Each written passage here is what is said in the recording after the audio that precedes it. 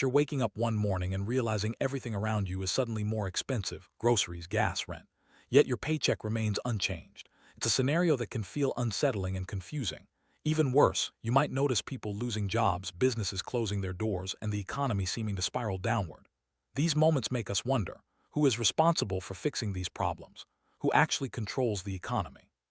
Today, we'll break down the two powerful forces working behind the scenes: fiscal policy and monetary policy. By the end of this video, you'll understand how governments and central banks manage money, why inflation rises, why recessions happen, and how all of this impacts your daily life. When the economy feels shaky, it's natural to ask, who's in charge? The answer lies in two major forces: fiscal policy and monetary policy. These are the tools governments and central banks use to steer the economy, whether it's booming or struggling. Fiscal policy is managed by the government, while monetary policy is handled by central banks like the Federal Reserve. Together, they influence everything from job opportunities to the prices you pay for everyday items. Understanding these policies is key to making sense of economic ups and downs, and knowing how they affect your own financial situation. Fiscal policy is all about what the government does with money. In simple terms, it's the combination of government spending and taxation. When the government spends money on things like roads, bridges, or paying teachers, it injects cash directly into the economy. Taxes, on the other hand, control how much money people have to spend. Lower taxes mean more money in your pocket, which encourages spending and boosts economic activity. Higher taxes slow spending and can help cool down an overheated economy.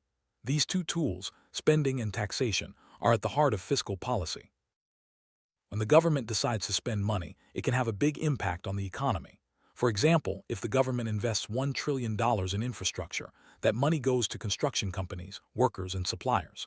These people then use their earnings to buy food, pay rent, and shop for clothes, which further boosts economic activity. This ripple effect is known as the multiplier effect. Essentially, government spending doesn't just help those directly involved. It spreads throughout the economy, lifting many others along the way. Taxes are a powerful tool for controlling the economy. When taxes are lowered, people have more money to spend, which can stimulate economic growth. Conversely, higher taxes mean less disposable income, leading to reduced spending and a slower economy. Governments use taxes strategically, adjusting rates to either encourage spending during tough times or slow things down when inflation is rising. By managing taxes, policymakers can influence how much money circulates and how quickly the economy grows or cools. Expansionary fiscal policy is used when the economy is weak or in a recession. The government increases spending and cuts taxes to put more money into people's hands. The goal is to boost economic activity, create jobs, and help businesses recover. For example, during a downturn, the government might send out stimulus checks or invest in public projects. These actions encourage people to spend, which helps businesses earn more and supports a faster recovery. Tractionary fiscal policy is applied when the economy is overheating and inflation is rising.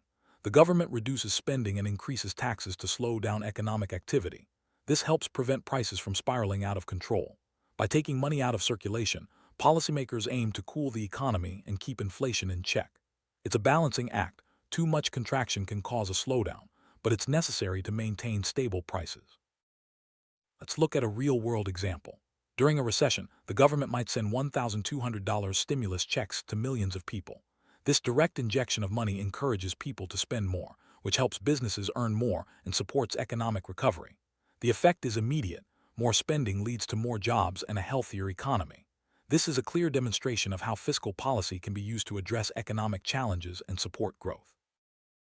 Monetary policy is managed by the central bank, such as the Federal Reserve in the U.S. Its main job is to control the money supply and interest rates. By adjusting these levers, central banks influence borrowing, spending, and overall economic activity. Monetary policy is often used to respond quickly to changes in the economy, especially when inflation or recession threatens stability. Understanding how central banks operate helps us see the indirect ways they shape our financial lives. Interest rates are the most important tool in monetary policy. They determine how expensive it is to borrow money. When interest rates are low, loans become cheaper, encouraging people and businesses to borrow and spend. This stimulates economic growth. When rates are high, borrowing becomes expensive, spending drops, and inflation slows down. Central banks adjust interest rates to influence behavior and keep the economy balanced. Imagine you want to take out a $10,000 loan. If the interest rate is 2%, you pay very little in interest. making it attractive to borrow. But if the rate jumps to 10%, the loan becomes much more expensive, and you're likely to avoid borrowing. This simple example shows how central banks use interest rates to influence borrowing and spending, which in turn affects the entire economy. Central banks also manage the money supply. By increasing the amount of money in circulation, they encourage spending and risk inflation.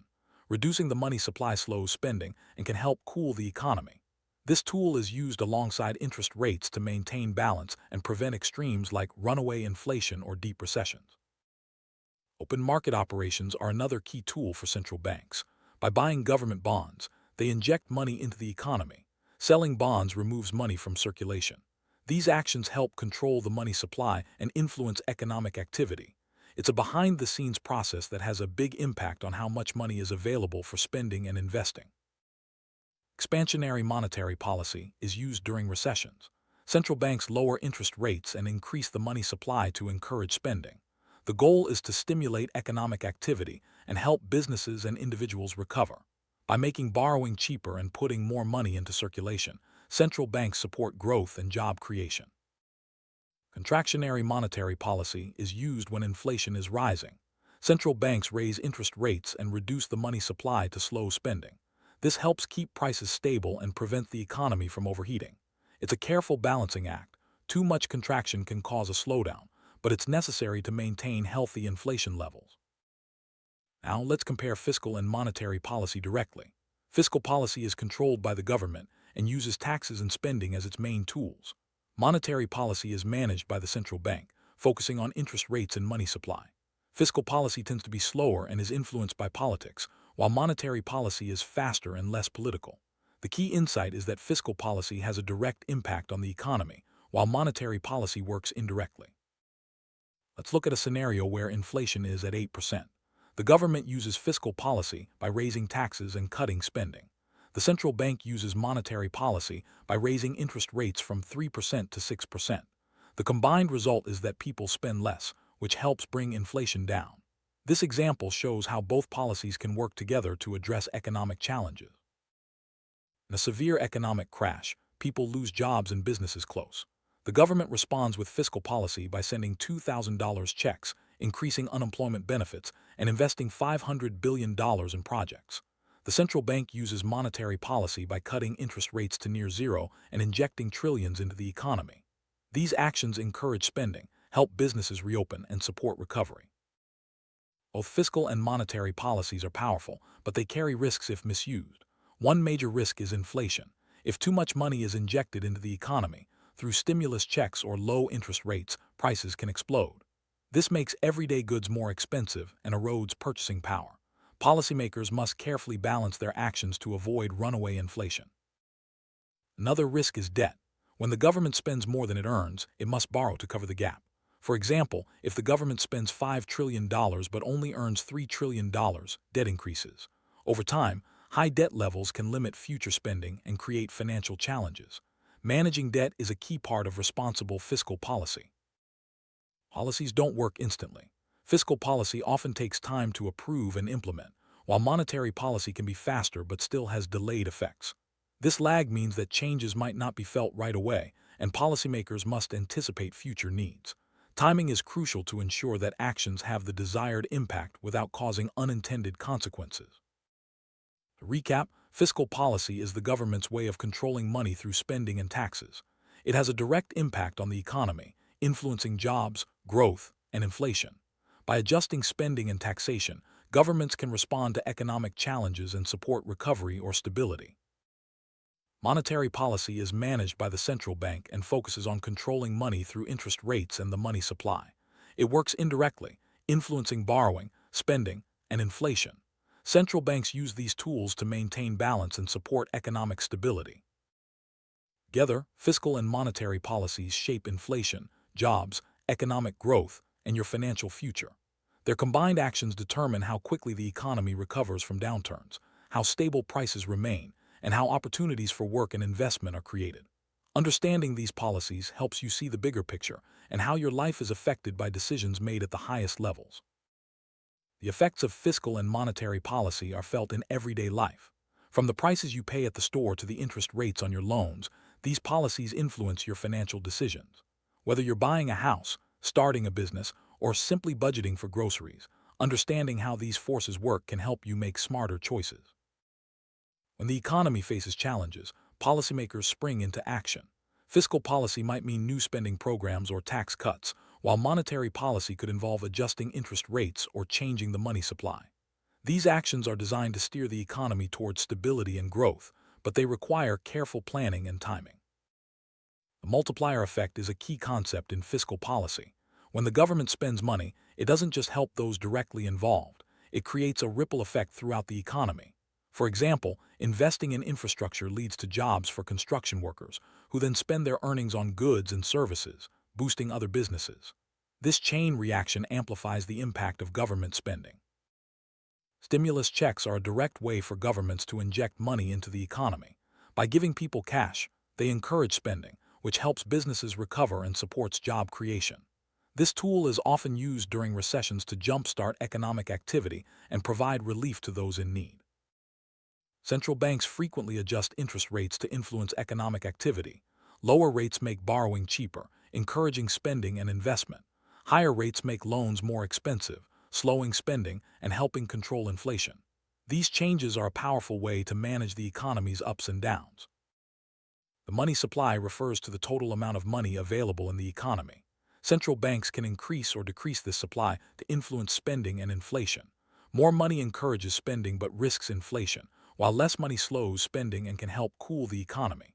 Managing the money supply is a delicate balance. Open market operations involve central banks buying or selling government bonds. Buying bonds injects money into the economy, while selling bonds removes money. These actions help control the money supply and influence economic activity, making them a key part of monetary policy. Expansionary policies are used to stimulate the economy during downturns. Fiscal policy increases spending and cuts taxes, while monetary policy lowers interest rates and increases the money supply.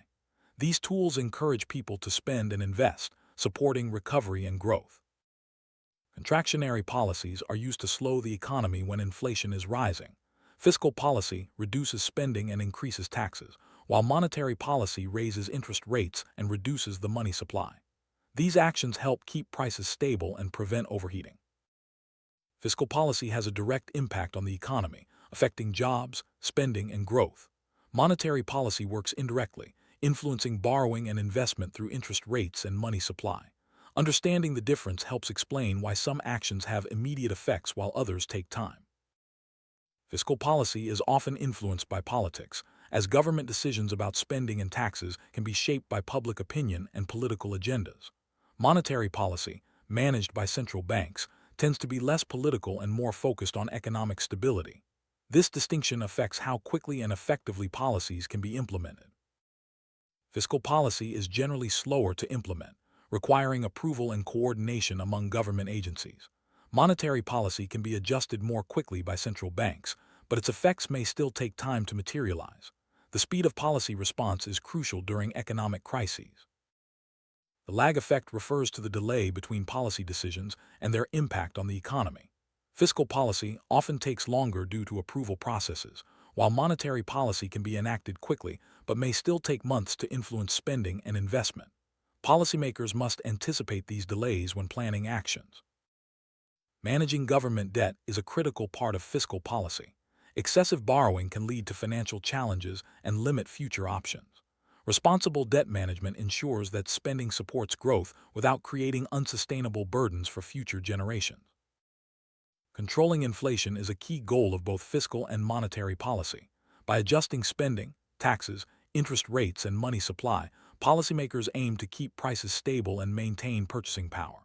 Effective inflation control supports economic growth and protects consumers. Fiscal and monetary policies play a major role in job creation. Government spending on projects and low interest rates encourage businesses to hire and invest. These actions help reduce unemployment and support a healthy economy. Sustained economic growth is the ultimate goal of fiscal and monetary policy. By balancing spending, taxation, interest rates, and money supply, policymakers support investment, innovation, and prosperity. Growth creates opportunities for individuals and businesses alike. The decisions made by governments and central banks shape your financial future. From inflation and job opportunities to investment returns and loan costs, fiscal and monetary policies influence every aspect of your economic life. Staying informed helps you navigate these changes and make better financial decisions. In summary, fiscal policy is the government's direct tool for managing the economy through spending and taxes. Monetary policy is the central bank's indirect method, using interest rates and money supply. Together, these policies shape inflation, jobs, growth, and your financial well-being. Understanding how they work gives you insight into the forces that drive economic change. The big picture is clear. Fiscal and monetary policies are the main drivers of economic stability and growth. Their combined actions determine how quickly the economy recovers, how stable prices remain, and how opportunities are created. By understanding these forces, you can better prepare for changes and make informed financial choices. As a consumer, worker, or investor, you play a role in the economy. Your spending, saving, and investment decisions are influenced by fiscal and monetary policies. By staying informed and understanding these concepts, you can make choices that support your financial goals and adapt to changing economic conditions.